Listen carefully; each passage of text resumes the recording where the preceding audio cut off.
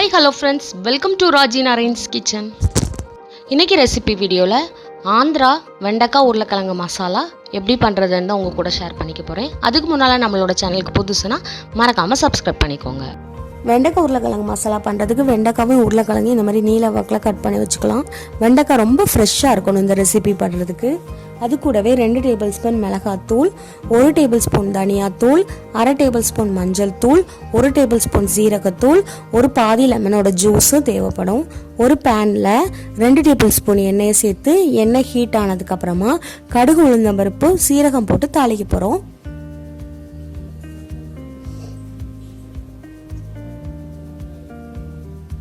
இப்போ எண்ணெய் ஹீட் ஆகிட்டு எடுத்து வச்சிருக்க கடுகு உளுந்தம்பருப்பு சீரகத்தை போட்டு தாளிச்சிடலாம்.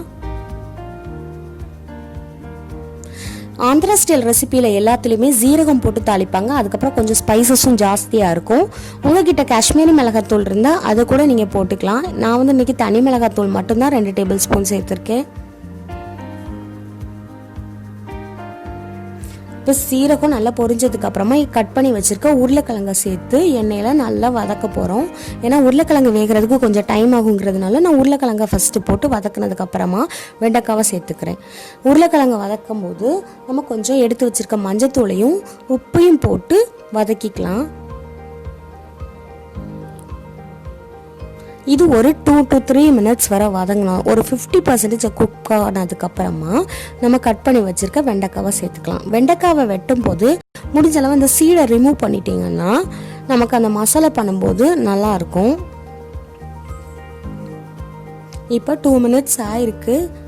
ஆல்மோஸ்ட் உருளைக்கிழங்கு வந்து ஒரு 50% குக் ஆகிட்டு இப்போ கட் பண்ணி வச்சுருக்க வெண்டைக்காவை உள்ளே சேர்த்து உருளைக்கிழங்கோட நல்லா மிக்ஸ் பண்ணிடலாம். அந்த எண்ணெயிலேயே நல்லா வதங்கணும். கொஞ்சம் கூட தண்ணி சேர்க்கக்கூடாது. எண்ணெயிலேயே தான் உருளைக்கிழங்கும் வெண்டைக்காவும் மசாலா அந்த மசாலாவுக்கு தேவையான பொருள் எல்லாத்தையுமே போட்டு நம்ம வதக்க போகிறோம். ஸோ நமக்கு வெண்டைக்காய் வதங்குமா வதங்க வேண்டாம் அந்த டவுட்டே வேண்டாம். நல்லா வதங்கிடும். ஏன்னா நம்ம ஃப்ரெஷ்ஷாக தான் எடுத்திருக்கோம். ஜஸ்ட் 5 மினிட்ஸில் வெண்டைக்காய் நல்லா சுருங்கி நல்லா சாஃப்டாக வெந்து வந்துடும்.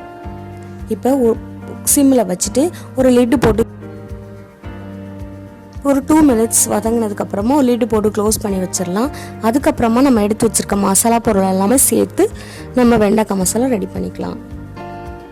இப்போ ஒரு 2 மினிட்ஸ் குக் ஆகிட்டு இப்போ நம்ம எடுத்து வச்சுருக்க மசாலா பொருள் எல்லாம் 1 by 1 வெண்டைக்காய் உருளைக்கிழங்கு கூட சேர்த்துக்கலாம். மிளகாத்தூள் 2 டேபிள் ஸ்பூன், ஜீரகத்தூள் 1 டேபிள் ஸ்பூன், தனியாத்தூள் 1 டேபிள் ஸ்பூன் சேர்த்து நல்லா வதக்கிடலாம்.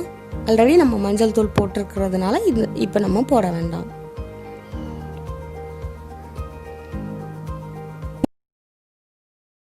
போறது வரை நல்லா வதக்கி விடணும்.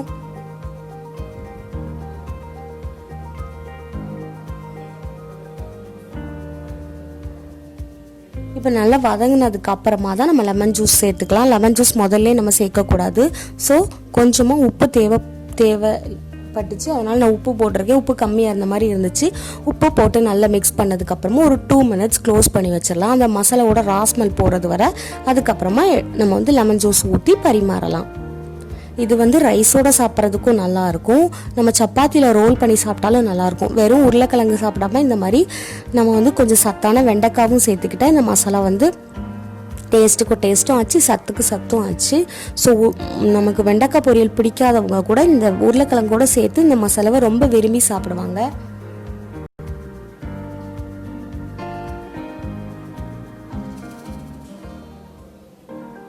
இப்போ நல்லா வெந்து வந்தாச்சு. நம்ம வந்து எடுத்து வச்சிருக்க லெமன் ஜூஸை சேர்த்து பரிமாறலாம். ஆந்திரா ஸ்டைல் வெண்டைக்காய் உருளைக்கிழங்கு மசாலா ரெடி.